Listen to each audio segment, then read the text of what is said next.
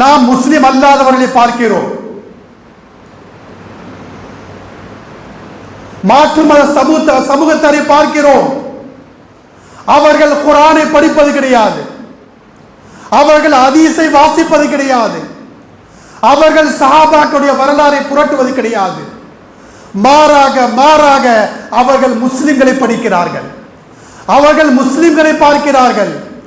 முஸ்லிம்களுடைய நடத்தைகள் என்ன, முஸ்லிம்களுடைய பேச்சுக்கள் என்ன, முஸ்லிம்களுடைய சிந்தனைகள் என்ன, முஸ்லிம்களுடைய கொடுக்கல் வாங்கல் என்ன, முஸ்லிம்களுடைய பழக்க வழக்கங்கள் என்ன, முஸ்லிம்களுடைய மோசராத்துகள் என்ன, முஸ்லிம்களுடைய கல்ச்சர் என்ன என்பதை பார்க்கிறார்கள், படிக்கிறார்கள்.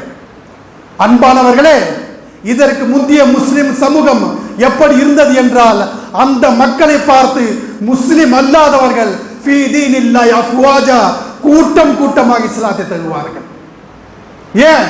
அந்த பாய் சரியா இருக்கார், முறையா இருக்கிறாரு, நேர்மையா இருக்கிறாரு, உண்மையா இருக்கிறாரு என்று இதை பார்த்து ஈர்க்கப்பட்டு இஸ்லாத்தின் பால் வந்தார்கள்.